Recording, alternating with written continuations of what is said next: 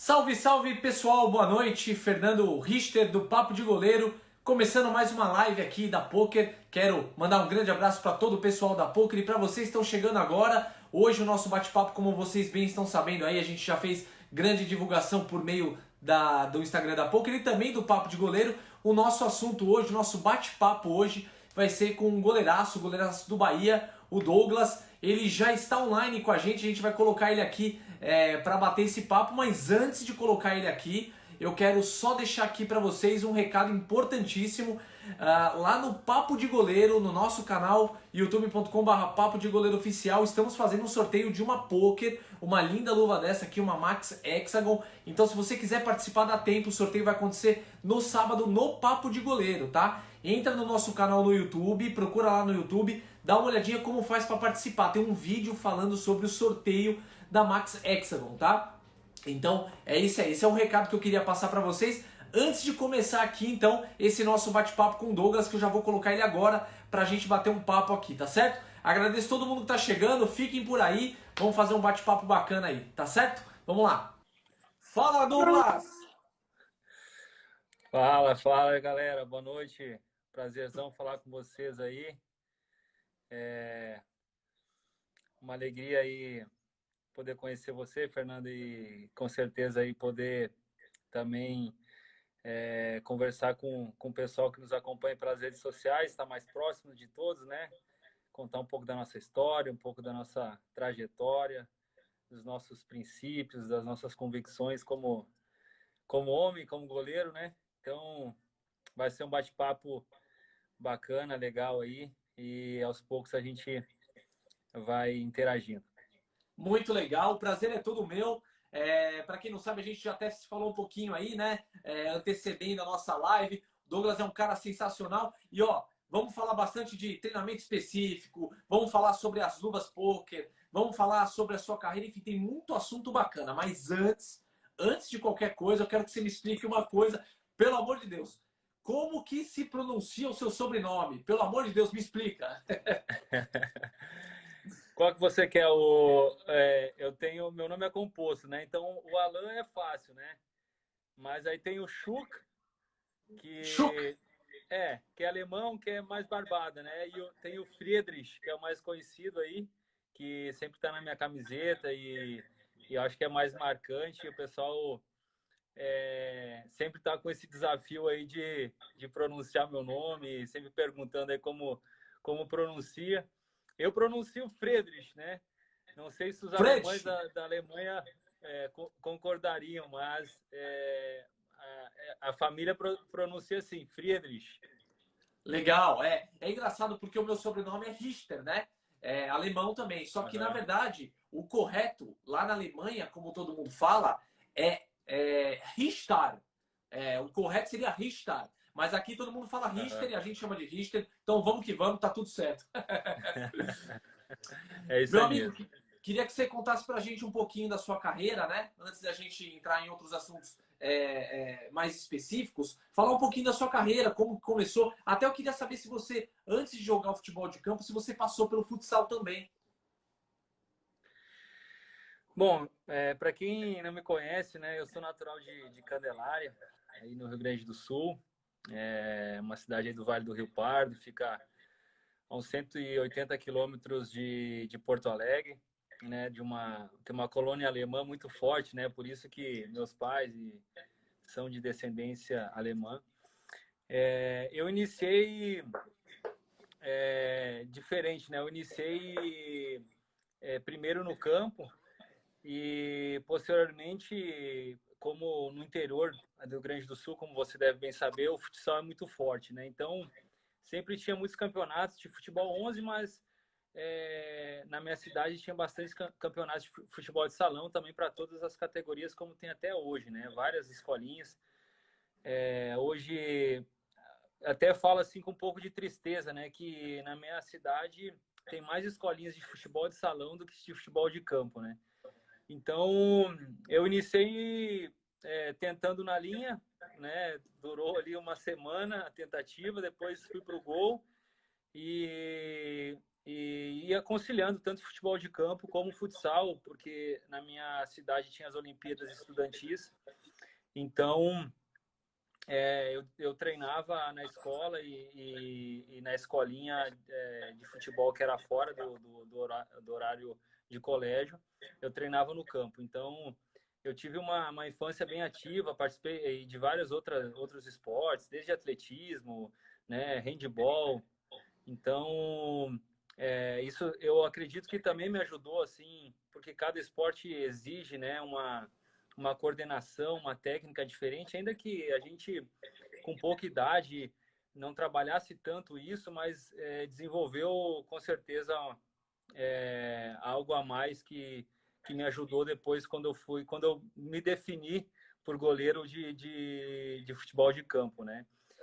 E falando um pouco da minha carreira, eu com 16 anos saí de Candelária, fui para São Paulo, fiz alguns testes no interior de São Paulo, Guarani, Ponte Preta, Primavera de Indaiatuba, né, Mogi Mirim, e em todos esses fiquei um período, mas em todos esses eu fui reprovado, né? Fui depois de um tempo dispensado e posteriormente fui para um time no interior do Paraná, chamado Tudina, um time que era um time de empresários lá da cidade, de uma família que tinha uma empresa de móveis, lá, os móveis Tudino, e eles tinham um time de futebol.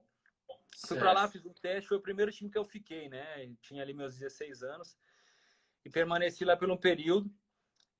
Depois, esse clube fez uma parceria com o Mirassol, no interior de São Paulo, e um dos atletas que foi para o Mirassol do Tudino foi eu. Aí permaneci lá por um período, até o final do ano de 2005, né? Já tinha completado 17 anos.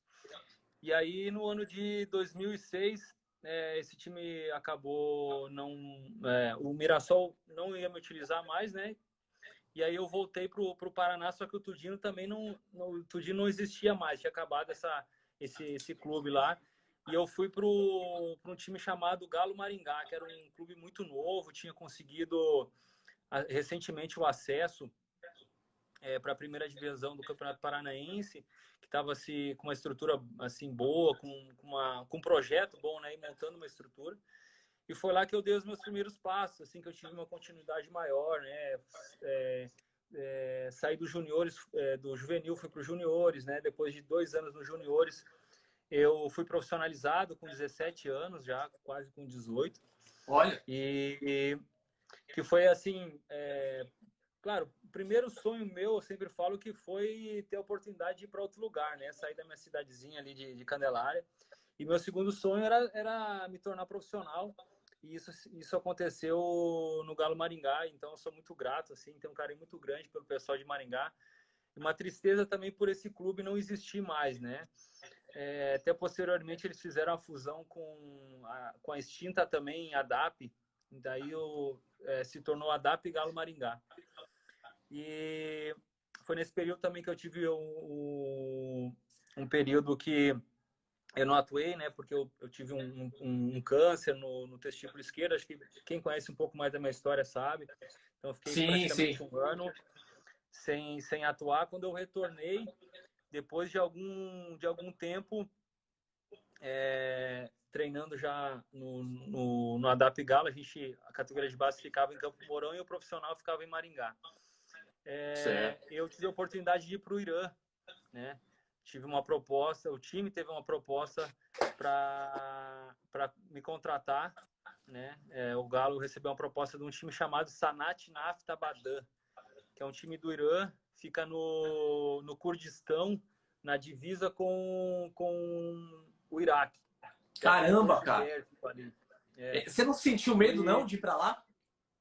Não, foi tranquilo, assim. Eu decidi, vou lá ser vizinho do Saddam Hussein, tava vivo ainda, né?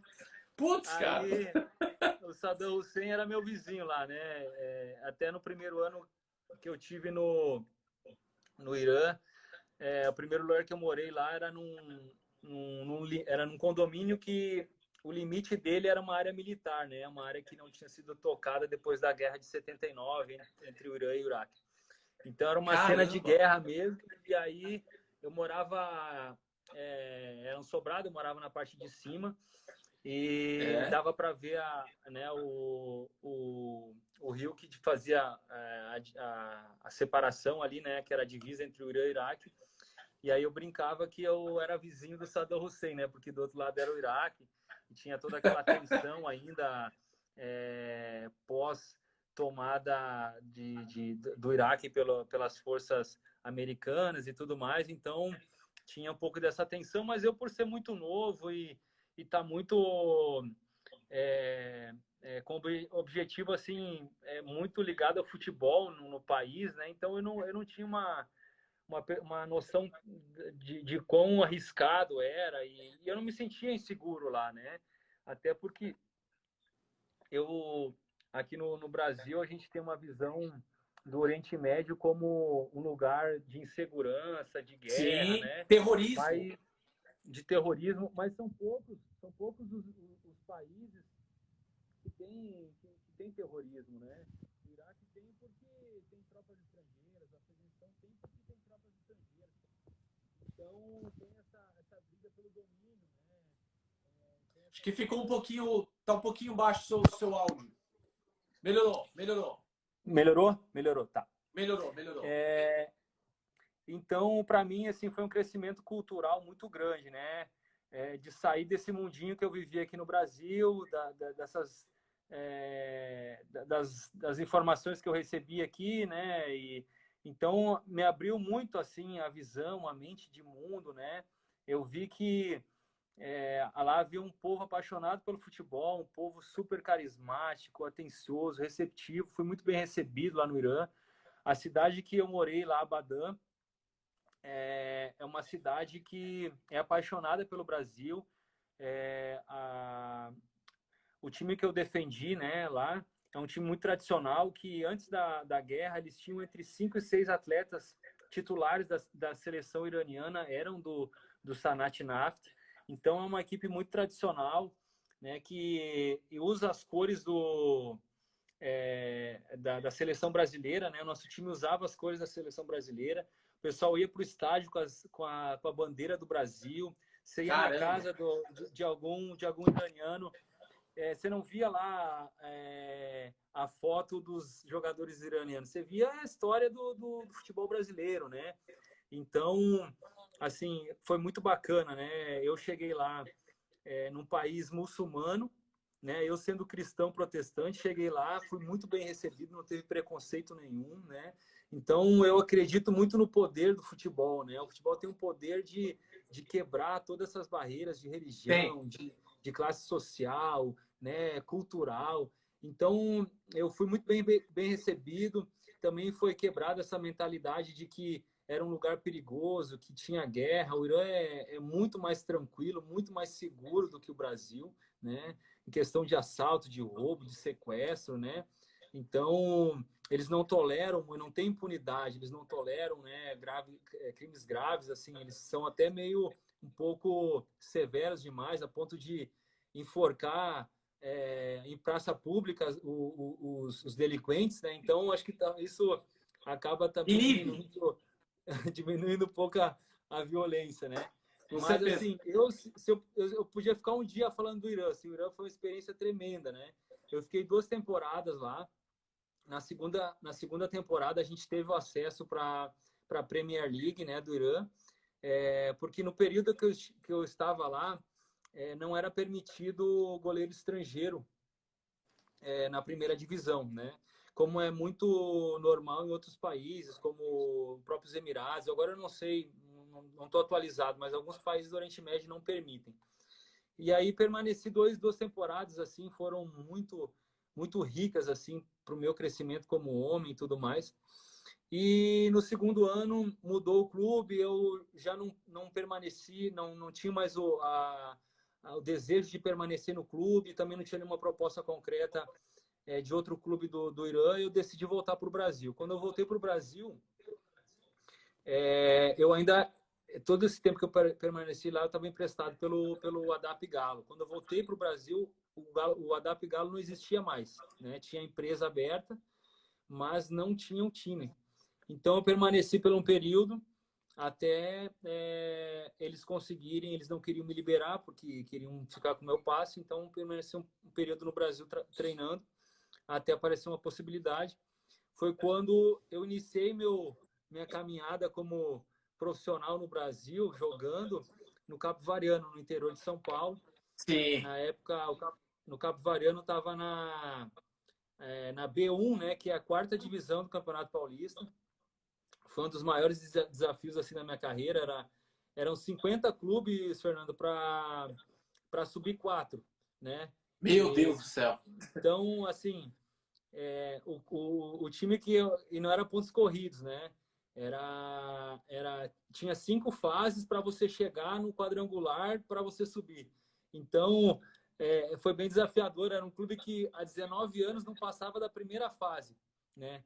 E então foi assim, eu vi todo o crescimento do Capivariano, né? Eu me recordo, eu tenho fotos de quando eu cheguei lá, né? A arquibancada tinha 50 pessoas, né? E posteriormente, quando a gente jogou a primeira divisão do Paulista, né? Chegou a ter 15 mil pessoas no estádio. Né? E você Olha, fazer cara, que parte de todo legal. esse processo, né? Então a gente, isso no ano de 2011, 2010, 2011, perdão. Quando eu voltei no final de 2010 para o Brasil, 2011 fui para o Cabo Variano, a gente ficou em segundo lugar no campeonato da B1, né, que era a quarta divisão, subimos para A3 e depois eu fui para o Rio Grande do Sul, tive a oportunidade de jogar no Caxias, o segundo Sim. semestre, perdão, pulei um time, é tanto time que eu até me perdi aqui. Em 2012 eu fui para o Ituano, jogar o Campeonato Paulista da primeira divisão. Joguei esse campeonato, joguei também a Copa Paulista no segundo semestre. Em 2013 voltei para o Capivariano. O Capivariano já tinha tido mais um acesso, já estava na A2, né, que é a segunda divisão. E aí permaneci o primeiro semestre Capivariano, segundo semestre para o Caxias, né, 2013. Também foi um sonho jogar no Rio Grande do Sul profissionalmente, né? Tenho um carinho muito grande pelo Caxias, né? Por ter me dado a oportunidade de jogar no Sul. Em 2013 a gente fez um campeonato assim muito honroso com o Piccolo, que era nosso treinador na época, né? Um time que assim estava numa reestruturação, um momento muito difícil. A gente quase subiu para a Série B. Permaneci em 2014. A gente também fez um bom campeonato gaúcho, né? Que foi uma realização do sonho também jogar um gauchão, né? Um gaúcho jogar um gauchão é muito especial. E aí, 2015, o Capivariano tinha tido mais um acesso. Eu ainda estava emprestado, todo esse período emprestado. Então, o Capivariano estava na primeira divisão.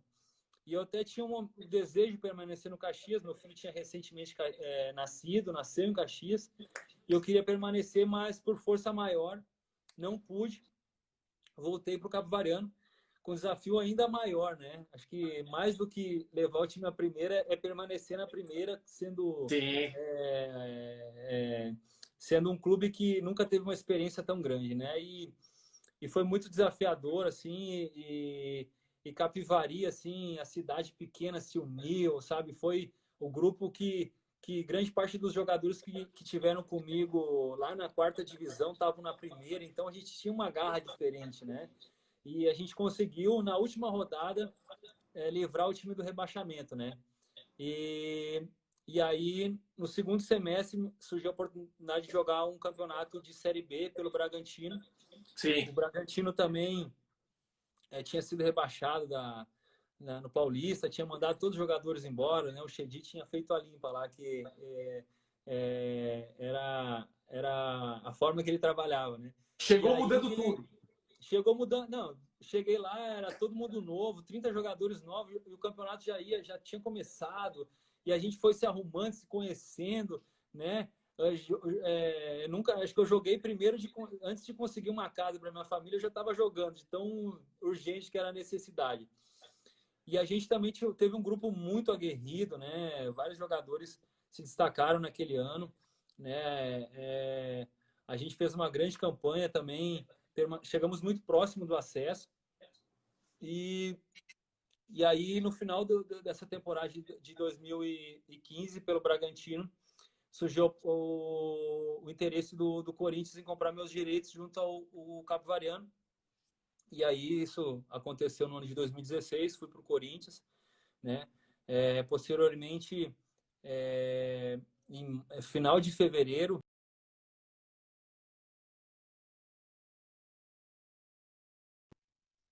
Não ia largar o osso. por orientação de ninguém menos que o Tite, né? Falou, Douglas, você precisa continuar jogando. Tem o Walter, o Cássio aqui, você precisa continuar jogando, cara. Então, um cara fora de sério. E aí surgiu a oportunidade de ir para o Grêmio, fui para o Grêmio, onde eu trabalhei ali um período com o Roger Machado, né? Tive a infelicidade, depois de 5 meses, de ter uma lesão no joelho, que não for cirúrgica, mas que o Grêmio e o Corinthians tinham uma divergência entre os departamentos médicos e por força maior eu tive que voltar para o Corinthians. Acabei perdendo aquele ano, né? Perdendo assim, no sentido de não ter oportunidade de ter jogado nem Corinthians nem no Grêmio. Em 2017 recebi a oportunidade de ser emprestado para o Avaí, também que tinha recentemente tido um acesso. A gente fez um campeonato digno de Foi tudo aquilo que excelente, nos você foi foi. muito bem. Foi um campeonato onde eu me destaquei, assim, mas Sim. eu tenho muito orgulho, assim, apesar de a gente ter sido rebaixado, né, isso fica muito marcado, mas, assim, o grupo que a gente tinha lá, a gente foi digno, assim, de prêmio, por tudo que a gente, pelas condições, por tudo que a gente tinha de dificuldade, a gente fez um campeonato, assim, muito bom pelas condições que a gente tinha, e por muito pouco, talvez não por nossa força, mas por talvez outras partes não terem cooperado tão bem, a gente não conseguiu permanecer na Série A, que seria um título naquele ano para o Avaí.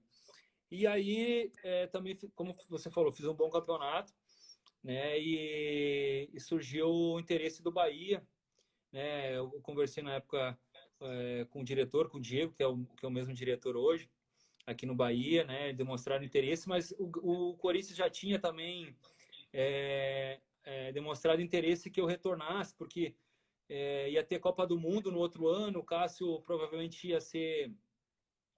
Convocado. ia ser convocado, né? Ia ter muitas datas, ia precisar de mais goleiros e tal. Mas aí surgiu uma negociação com o Juninho Capixaba, que era lateral na época, e o Corinthians então cedeu essa investida do Bahia, né? O Corinthians pagou pelo Juninho e deu mais uma porcentagem do meu passe e meus direitos de vir em definitivo para o Bahia. E aí já se passaram 2 temporadas, a gente está iniciando a terceira, né? Agora aqui no Bahia. Então esse é um resumo rápido aí de como eu cheguei até aqui, né? Bem raso, mas é isso. Muito legal. Essa é a parte da minha história dentro do futebol aí. Muito legal, bacana demais, uma história de vida bem bacana, até por tudo que você passou, né? As pessoas às vezes pensam que ser jogador de futebol é simples, né? E não é, tem todo um sofrimento por trás aí, uma dedicação muito grande, né? Então, muito legal. Mas olha, antes da gente continuar a nossa entrevista, eu queria mandar um abraço para dois abraços aqui. O primeiro, vou até tirar aqui, ó, para o pessoal que está acompanhando a gente, Douglas, que é o pessoal da Embaixada Bahia Sampa. É aqui de São Paulo, ó, tá? Os caras estão acompanhando o presidente da embaixada, que é o Paulo Seixas, que é um amigo meu pessoal, inclusive. Ele está acompanhando, te mandou um abraço, mandou uma pergunta. Já já eu vou te fazer essa pergunta aqui. Tá bom. Mas queria mandar um Abraço grande pro abraço Paulo. para eles. Se você puder mandar um abraço para eles aí. Abraço é para a galera de São Paulo, da Embaixada. Eu sei que em todos os lugares, quase todos os lugares que a gente vai, né, viaja, sempre tem torcedor do Bahia. O Bahia, assim, é incrível, assim, o tamanho da sua torcida, a paixão, né? Vai no estádio, vai no hotel. E bacana que tem essa embaixada que organiza, que mantém essas memórias, essa cultura da tradição do futebol baiano, né? Do nosso Bahia. Então, é um trabalho muito bacana aí. E vai meu abraço e meu carinho pela dedicação deles aí pelo Bahia. Eles fazem festa aqui, eles lotam alguns restaurantes, os caras gostam mesmo, são fervorosos aí com o Bahia. Um abração para o Paulo. E queria aproveitar também para mandar um grande abraço para os nossos amigos aí da Poker que estão acompanhando. O Carlão, que você conhece muito bem aí, o grande Carlão acompanhando a gente. O Marcelo da Poker também. Mandar um grande abraço pro Rogério e também pro Fred, né? Que são aí os diretores da Poker. Grande abraço para todos. Poker, tamo junto, hein? Aliás, eu ia até te perguntar uma coisa, viu, Douglas? O que a Poker representa na tua vida, meu irmão? Bom, primeiro um abraço especial pro Carlão, né? Que eu tenho mais contato aí, um cara que sempre está nos atendendo, sempre tá disponível, né? E é um cara que é mais do que alguém que a gente trabalha, a gente acaba criando uma amizade. E um abraço também a todo o pessoal da diretoria, do conselho, né? Os funcionários da Poker. Eu tive a oportunidade de conhecer a sede da Poker em Montenegro, né? Sensacional, né? Fiquei muito orgulhoso assim de fazer parte do que é a Poker hoje, da sua história, né? A história da Poker é muito bonita, né? Muito. Então, você poder fazer parte dessa história é muito bacana, né? E eu já tô com a Poker há 2 anos e meio, né? A gente renovou o contrato agora no início do ano com a Poker também. E assim, estou muito satisfeito tanto com o atendimento, com o respeito, né? Como também com o material, né? Que é fora de sério. A gente acaba hoje o mercado de luvas no Brasil tem uma concorrência, né? A gente vê outras Sim. marcas aí também tentando entrar, mas eu prezo muito pela relação que eu tenho pela Poker, por tudo que a gente já, né? Por acreditar em mim em um momento que eu ainda não era tão conhecido como hoje, né? Então eu valorizo muito isso e, como eu falei, sou muito orgulhoso de fazer parte de uma empresa, de uma marca que tem uma história e que vários outros goleiros hoje e no passado usaram essa luva, né, com sucesso. Muito legal. Até eu ia te perguntar, Douglas, a gente percebe que, vamos lá, a Poker hoje ela tem em torno de 60% dos goleiros patrocinados, né? Na Série A e na Série B, são goleiros patrocinados pela Poker. Desses 60%, me parece, visualmente, pelo que eu vejo nos jogos, que uns 90% dos goleiros patrocinados pela Poker gostam da Champion, né? A Champion 5, a Champion 4. Eu vejo que você usa bastante, como você usa também a Water Orto. Mas eu queria entender por que vocês gostam tanto dessa luva. Tudo bem, eu uso a luva, eu sei o porquê. Mas para explicar para as pessoas o que é a Champion para você. Então, a Poker assim, sempre está desenvolvendo produtos novos, né? E todos os anos a gente recebe esses produtos novos para testar, né? E assim, a Champion, ela, para mim, assim, ela veste muito bem na minha mão, assim, ela fica muito ajustada. Então, ela tem, ao mesmo tempo que ela tem uma firmeza, ela tem um conforto, né? Porque tem luva, assim, que Exato. ela tem muito, muito firme, assim, na mão, mas parece que tu tá quase sem a luva, assim, né? Eu não me adaptei tanto a esse tipo de luva, a esse corte, a esses cortes mais que você não tem tanto conforto, que você não tem tanto conforto tanto para defesa, né? Então a Champion assim, ela veste muito bem na mão, ela tem um grip muito bom, é um grip que Sim. você vai jogar um dia de sol com a bola seca, né? Ela vai te atender muito bem. Se no segundo tempo chover, se você tiver usado 2 vezes lavado ela, ela vai se adaptar ali, você vai ter firmeza do mesmo jeito, entendeu? Mesmo com a bola molhada. Então é uma luva assim para todos os terrenos, né? Eu não joguei com ela na neve ainda, né? Mas no resto a gente já jogou e assim é uma luva que é muito boa assim para eu uso muito ela, eu uso nos últimos 2 anos, 2 anos e meio aí, acho que 90% dos jogos é a luva que eu uso. Não, com certeza. Você e o Carlão confirmou o dado que eu passei aqui. Dos 90% dos goleiros que são patrocinados pela Poker, eles usam mesmo a Champion. Então, realmente é uma luva muito boa, muito confortável, né? Esse corte Uhum. roll finger aqui, né? É um corte que realmente dá conforto e dá mais Sim. segurança para o goleiro. Então, tá explicado, mas é interessante ouvir o profissional falar, até Claro. para que a galera que está assistindo aqui também entenda Uhum. o porquê que muitos dos goleiros usam a Champion e não outros modelos. Mas assim, existe modelo para todos os gostos, né? Eu mesmo sou muito fã Exatamente. do corte negativo. A Deep 8 para mim é a luva que eu mais gosto Uhum. da marca Poké. Mas enfim, deixa eu te perguntar uma coisa também. Você costuma cuidar das suas próprias luvas ou não? Como que funciona isso? Porque a gente viu um vídeo esses dias aí de um goleiro, eu acho que foi o Ter Stegen, se não me engano, Uhum. torcendo a luva dele, sabe? Na hora de Uhum. lavar. E aí Uhum. pegaram uma imagem do Thiago Volpe lavando com mais carinho a luva, sabe? Tomando mais cuidado. Uhum. Eu queria entender se você cuida das suas luvas ou se tem alguém que faz isso por você. Bom, no dia a dia, assim, tem o pessoal da rouparia que nos dá um auxílio, né?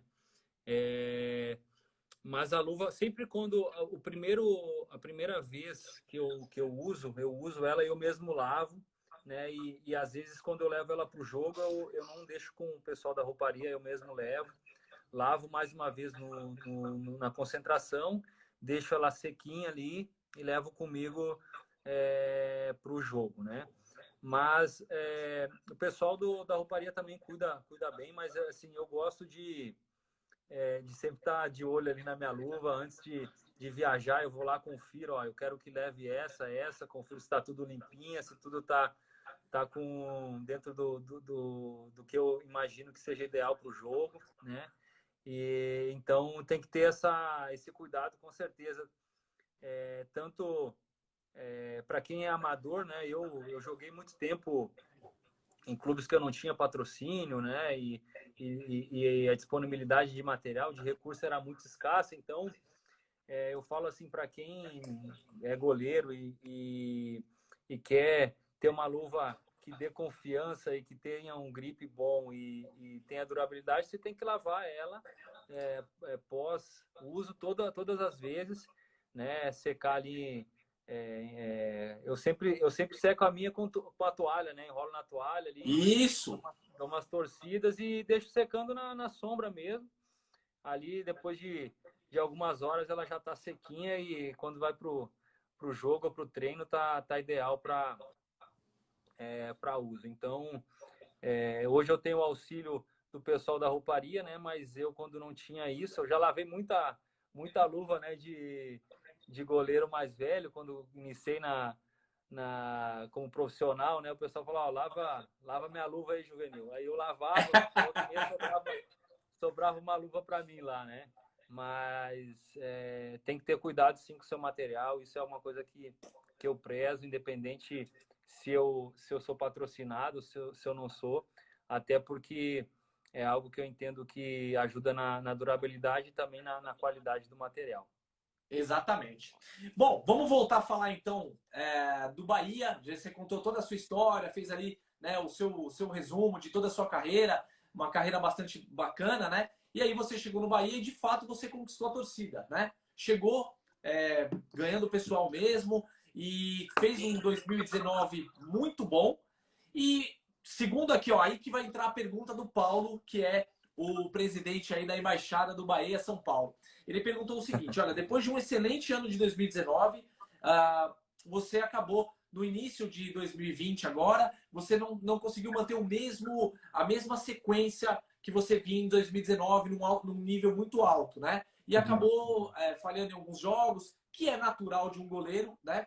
E uhum. inclusive teve um Bavi que acabou tendo uma falha e tudo mais. Ele queria saber se de alguma forma isso atrapalha a sua cabeça e como você lida com isso, né? Com essas dificuldades que é normal um jogador de futebol e o goleiro mais ainda. E aí eu até complemento essa pergunta dele. Se essa parada agora que a gente tem aí por conta do coronavírus, se isso também acaba te prejudicando de alguma forma, ou se isso é bom para de alguma forma você refletir e voltar ainda melhor. Bom, eu não tenho problema nenhum assim em falar sobre esse assunto, né? Realmente meus 2 primeiros anos aqui no Bahia foram muito bons, né? E eu acredito que esse ano vai ser um ano ainda melhor, né? E que toda dificuldade, todo momento difícil, individual, coletivo, nos leva a refletir, nos leva a crescer, né? Eu sou um cara que tem uma história de, né, de vencer por minha disciplina, por minha perseverança, por minha fé, né? Então eu tenho princípios. E assim, eu não vejo que meu nível caiu, né? Eu tô no meu melhor momento da minha carreira, fisicamente, com experiência, né, com tempo de trabalho, né, dentro do clube, com os profissionais. Mas a gente sabe que a gente é julgado muito pelo momento, não somente individual, coletivo, né?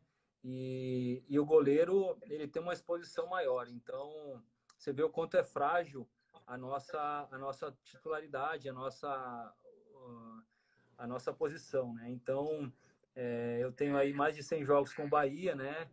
Tenho alguns números e por conta de alguns dias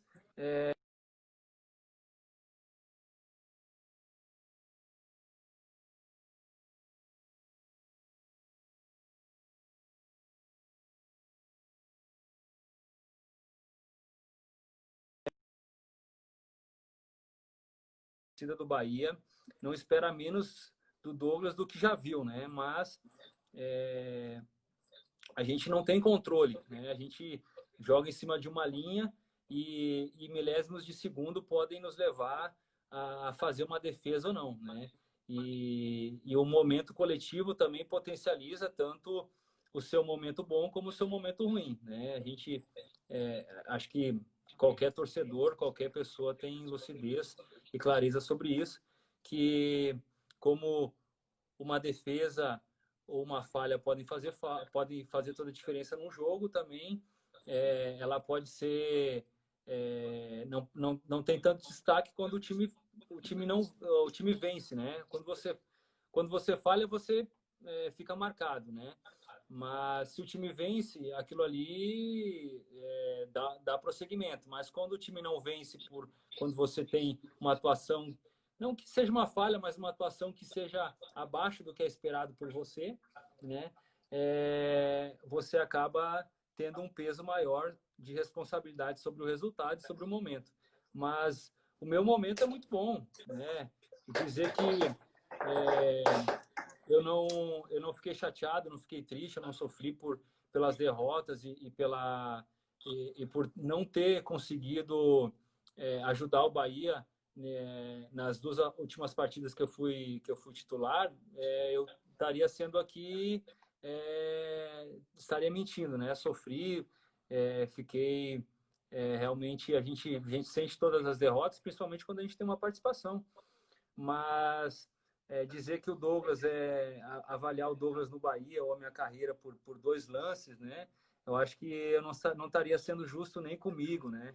Então, é ter lucidez, é ter clareza, é ter convicção, né? Uma coisa que eu tenho é convicção, né, na minha vida.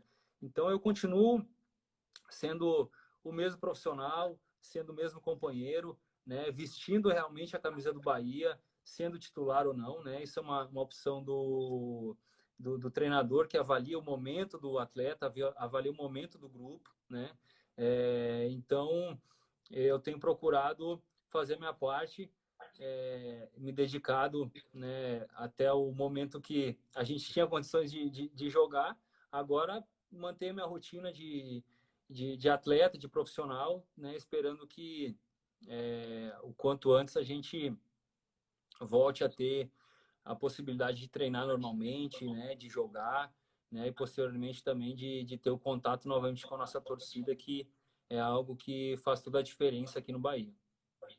Não, muito legal, eu concordo muito com o que você falou, 100%. Aliás, nós lá no Papo de Goleiro, nem falando agora como poker, mas no Papo de Goleiro, a gente analisa muitos goleiros. Você é um goleiro que, embora seja muito alto, e geralmente goleiro alto é um pouco mais lento. Você é o Uhum. contrário, você é um goleiro alto, rápido, de muita velocidade de reação, né? E eu até queria entender isso, como é que você consegue ter essa velocidade, ser um goleiro tão rápido, sendo um goleiro muito alto? Como que funciona? O que você treina? Você poderia explicar um pouquinho mais para a gente o seu treino? Olha, Fernandão, eu não tenho assim eu tenho que primeiro agradecer a Deus assim pela genética que eu tenho, né? É, e eu desde cedo assim meus pais sempre me incentivaram muito ao esporte, uma alimentação saudável, uma vida ativa, né?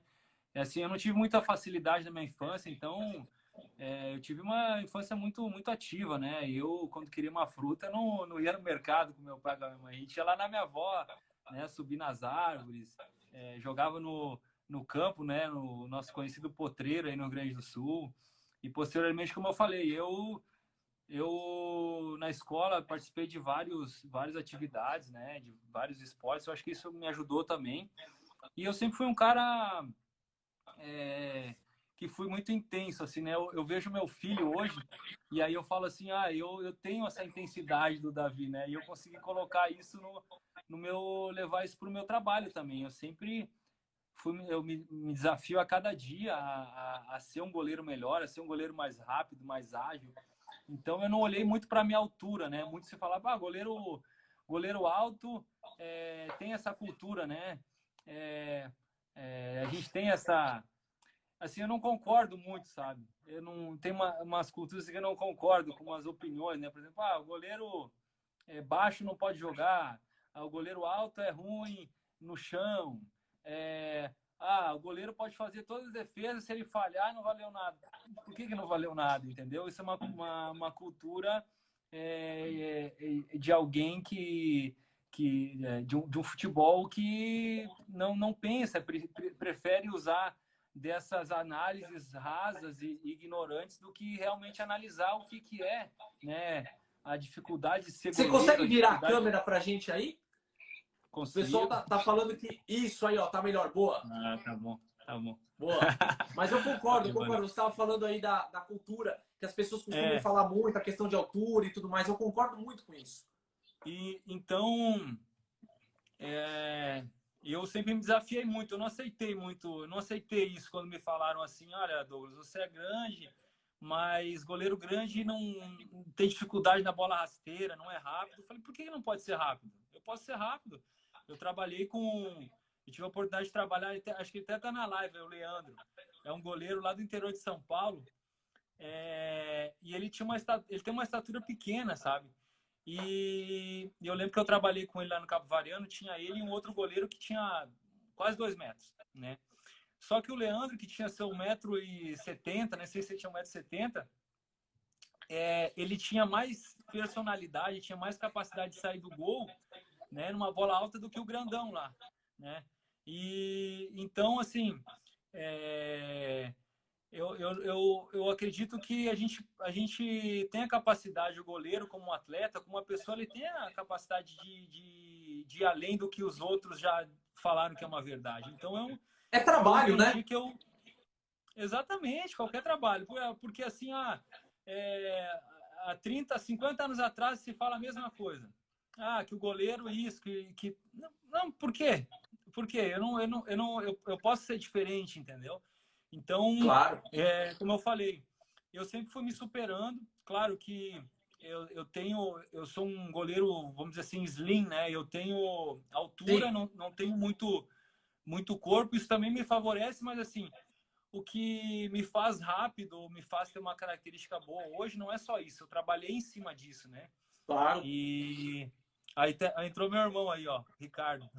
O Tá Ricardo, lá grande na, abraço pro Ricardo aí. tá lá na Turquia preso lá. Tá lá na Tá Turquia. na Um abraço, Turquia? meu não. Tá na Turquia. Uhum. É,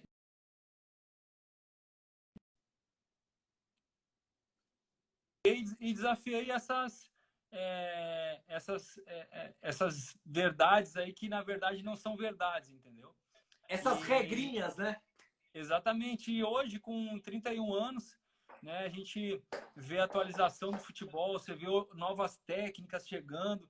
E eu Sim. tenho, junto com, assim, uma coisa, eu tenho, junto com o professor Rogério, né, aqui no Bahia, que é um cara muito atualizado, trabalha fora do país, sempre está buscando informação, integração com outros preparadores de goleiro, assim, um cara fora de sério, né? A gente fez um treinamento online hoje que foi muito bacana também. E ele me apresentou algo que eu nunca tinha, não fazia parte da minha escola de goleiro, né? De estabilização, né? E hoje se tem, né, movimentos diferentes, aí você vê aquilo tudo vai fazer uma dificuldade, né? Mas aí falou, cara, eu venci tantos outros desafios, vamos, se isso é para melhor, vamos tentar. E a gente vai desenvolvendo, vai trabalhos e colocando em prática junto com o grupo e vai superando. Eu acho que essa é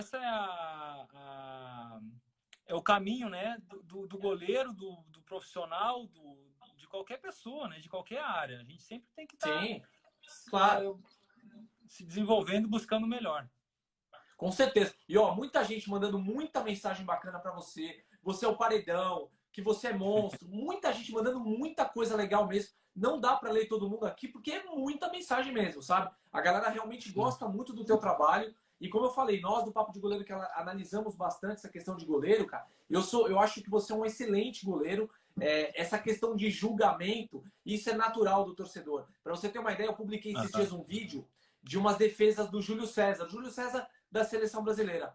Teve um Sim, cara lá que comentou o seguinte: ele é o goleiro do 7-1, não presta. Olha o julgamento. Eles estão julgando o goleiro sim, por um sim, jogo que, na minha opinião, o Júlio César nem teve culpa de nada, mas olha o que o sim. cara tá falando. Então, assim, cara, não É. vamos ouvir isso. Você é um excelente goleiro de Aham. verdade. Você sabe disso, né? Eu não preciso falar aqui, Claro, com certeza. mas acho que você ainda tem muito a conquistar no futebol. Isso daí é certeza absoluta. Sua trajetória prova isso. Você vem crescendo, Uhum. né, ao longo da sua carreira, conquistando cada vez mais seu espaço. E logo que o futebol voltar aí, você vai conseguir continuar fazendo o que você faz aí, que você faz muito bem.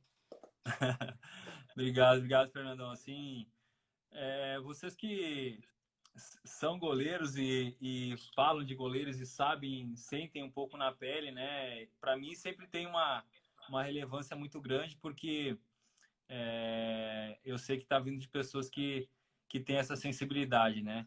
As pessoas que não têm essa sensibilidade, né? Eu não julgo porque talvez elas nunca vão saber, né, o que é ser um atleta profissional, ser um goleiro, né? Eu não as julgo, né?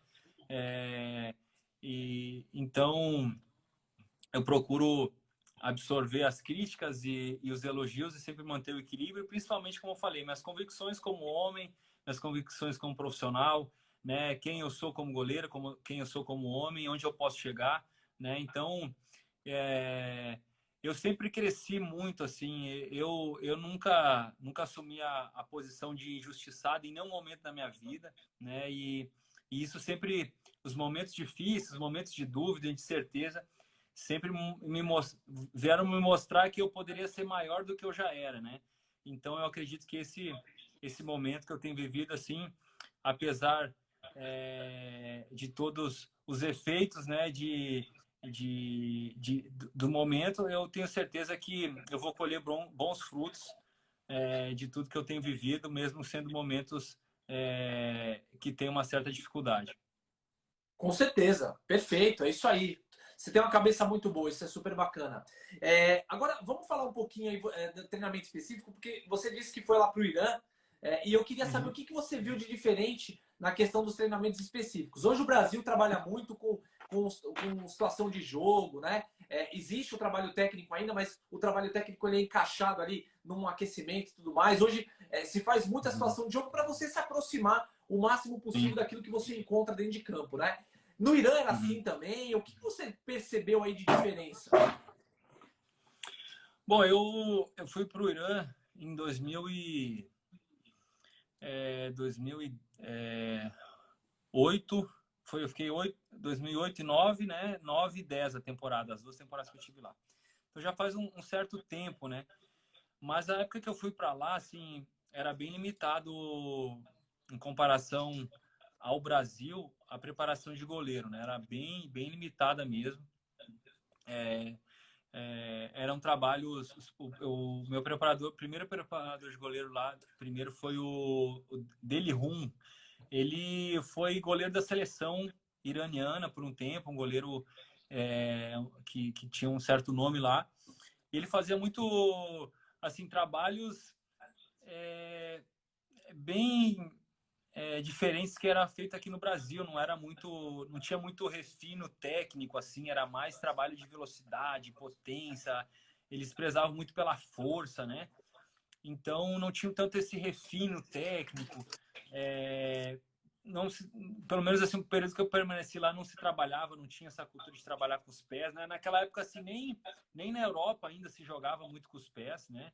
Não tinha, não estava ainda na ascensão desse trabalho todo coletivo que o goleiro faz parte, como hoje, né?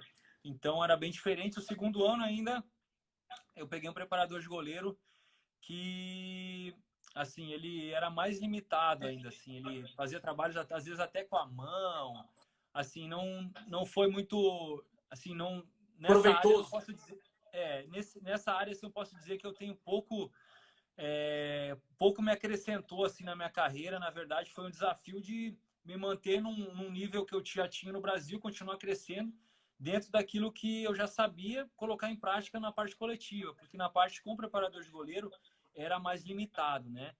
E eles tinham os outros trabalhos lá, e assim, bem antigos, cambalhota. Eu até brinco às vezes com o Rogério, né? Que o preparador de goleiro lá, ele mandava eu sair do gol, né? Pegava a bola alta aqui, né? Aqui no Brasil você pega a bola alta e olha para frente. Lá tinha que pegar e encaixar aqui, ó. Pegava lá em cima e encaixava aqui. Era obrigatório E isso. era obrigatório, era obrigatório. Não, aí. Porque assim, é um treinador mais antigo. Eu fazia, eu não tenho problema nenhum, né? Mas quando você vai para o jogo, para o automático ali, como é uma coisa muito nova, é, seja ela boa ou ruim, você demora para você automatizar isso na sua mente e reproduzir, né, com Sim. naturalidade, com a velocidade que a gente precisa no jogo. Então, assim, esses 2 anos foi de experiência de jogar, né? Eu tive uma base aqui no Brasil, né? Nas categorias de base, assim, a preparação era boa, né? Assim, daquela época era muito boa. E eu tive a oportunidade de jogar no Irã, que me deu uma experiência também, colocar em prática dentro do jogo, que é outro cenário, que é outra realidade, né? Que exige ali não somente o que você treina, mas assim um recurso, né, a raciocínio, a tomada de decisão. Então nesse ponto foi muito importante para mim a saída para o Irã, para ter essa experiência de jogar, de colocar em prática ali dentro do jogo que eu sou como goleiro, né? Muito legal. Ó, nós temos ainda 7 minutos. Então eu ainda tenho mais algumas perguntinhas aqui. Infelizmente não vai dar para fazer todas as perguntas que eu tenho em mente aqui, mas Uhum. enfim, vamos lá, né? Eu queria saber o que você acha hoje da inserção do goleiro no esquema de jogo, né? Que é uma coisa que hoje Uhum. já é realidade no Brasil também. Na Europa já se faz há mais tempo. Aqui no Brasil a Sim. gente está entrando mais nisso agora. Como você avalia isso, né? Eu sei que depende muito do esquema do time, não é Uhum. tão simples, mas eu queria saber como você avalia isso e se você se Uhum. sente seguro em sair jogando com os pés. Bom, como eu falei, né? Eu falando do que eu já vivi, assim, você vê a atualização, a mudança do futebol. Eu continuo goleiro, né? Mas parece que eu estou fazendo outra profissão, porque exige, né? Você aprendendo. E hoje é uma exige uma se criou aqui no Brasil, assim, principalmente, né? Pô, futebol moderno, o goleiro tem que jogar com os pés, né? Sim, E só que isso é uma pressão, uma opinião de fora, né? A gente sabe exato. que para isso acontecer, assim, exige um tempo de trabalho coletivo, um trabalho individual, né? Porque assim, os goleiros, nos últimos anos, a gente tem trabalhado bastante com os pés, né? Com preparador de goleiro e tal. Mas integrar isso com grupo, né? E posteriormente fazer um formato que isso venha a funcionar no jogo, isso é algo bem complexo, né? Muito. E não são todos os treinadores que entendem que seja necessário o goleiro fazer parte dessa criação, né? Então, eu acredito que é a evolução. A gente, aqui no Bahia, com o Roger, né, a gente tem evoluído isso, né, nesse último ano que ele está aqui, né? mas ainda são poucos treinadores que formatam seus times para que o goleiro tenha essa participação com os pés, né? Eu, assim, eu Sim. me sinto seguro, eu me sinto motivado em trabalhar com os pés, porque é algo que eu acredito que cada vez mais vai nos exigir, né? É, e só que não é somente o goleiro, né? Assim, eu me sinto seguro em trabalhar, ser parte do coletivo.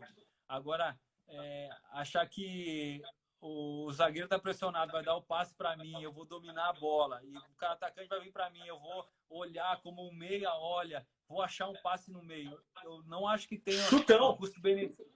O custo-benefício disso, eu acho que é muito arriscado, até porque no jogo a tua participação com os pés ela é muito grande, né? Então, se você acertar de 15, você acertar 14, né? E na que você errar, você tomar o gol e o jogo for 1-0, ali vai gerar uma pressão, né? Vai. Vai gerar uma pressão sobre não só sobre você, mas sobre o coletivo. Claro que sobre o goleiro mais, né? Porque a gente tem uma exposição maior. Isso aí, quem quer ser goleiro, quem é goleiro sabe disso, né? Mas eu acredito que é uma evolução. O futebol brasileiro está evoluindo. Eu não acredito que seja uma verdade absoluta, sabe, Fernando? Que os melhores, os times que têm mais posse de bola é porque o goleiro faz parte. Não. Mas eu acredito que é uma evolução, que é algo que a gente tem trabalhado mais, não só pelo que o esquema e a exigência, claro, que se o treinador ele exige mais, te faz mais participativo, você tem que trabalhar mais automaticamente dentro do trabalho, você vai ser trabalhado, como outros treinadores que trabalham com um goleiro mais com os pés, como o Diniz, como o Dorival, né, como o próprio técnico Rogério Ceni. o Rogério, o Thiago, né? Thiago do Corinthians. Então, você acaba sendo introduzido ali e vai aprimorando, vai desenvolvendo, vai errar mais, mas vai desenvolvendo. Então, é um processo, né? Eu tenho procurado, dentro daquilo que o Roger tem trabalhado, sempre me aperfeiçoar com o professor Rogério, que é o nosso preparador de goleiro. A gente trabalha quase que diariamente com os pés, algum trabalho com os pés, tomar de decisão, de passe, de lançamento, né? Então, na verdade, o goleiro tem muita coisa para trabalhar, né, Fernando? Mas Muita! isso, assim, acho que nesse momento ainda, né, algo a mais, não que seja, hoje ainda não é algo primordial para o goleiro. Não, na minha opinião, não. Sensacional. A gente está com 1 minuto e 46 aqui, vai encerrar. Então, eu só queria te agradecer. Muito obrigado aí por essa 1 hora desse bate-papo bacana contigo. Sua história é sensacional. Você é um excelente goleiro. Eu torço muito aí para quando voltar ao futebol, você arrebentar, mesmo quando for contra o meu São Paulo Futebol Clube. A gente conhece os goleiros, a gente acaba. Nossos goleiros, nós somos corporativistas, a gente torce pelos goleiros. Então, um grande abraço e muito obrigado mesmo, cara, de verdade. Pô, muito bacana falar com vocês aí. Se quiser fazer outro dia para a gente contar um pouco mais das histórias engraçadas aí do Irã, Boa, de vamos outros fazer. lugares, vamos fazer. Agora estou mais tranquilo aí em casa. É um prazer sempre falar aí para outros goleiros e principalmente para aqueles que nos acompanham, passar um pouco mais da nossa visão, né, do nosso lado humano, do nosso lado goleiro, né, das nossas glórias e muitas vezes das nossas tristezas, né? Então, um abração aí para você, prazer, agradeço aí a disponibilidade, agradeço aí a Poker por ter nos dado essa oportunidade de estar conectados. Um abraço a todos os meus conterrâneos aí de Candelária, a toda a torcida do Bahia, aí, a todos os goleiros profissionais e amadores que são apaixonados pelo que fazem. Um grande abraço aí, um prazer estar com vocês. Muito legal. 20 segundos aqui, o Instagram vai derrubar a nossa live. Muito obrigado mesmo. Vamos fazer um bate-papo lá no Papo de Goleiro agora, hein? Eu vou te chamar e depois a gente conversa. Um abração para todo mundo que Valeu. acompanhou.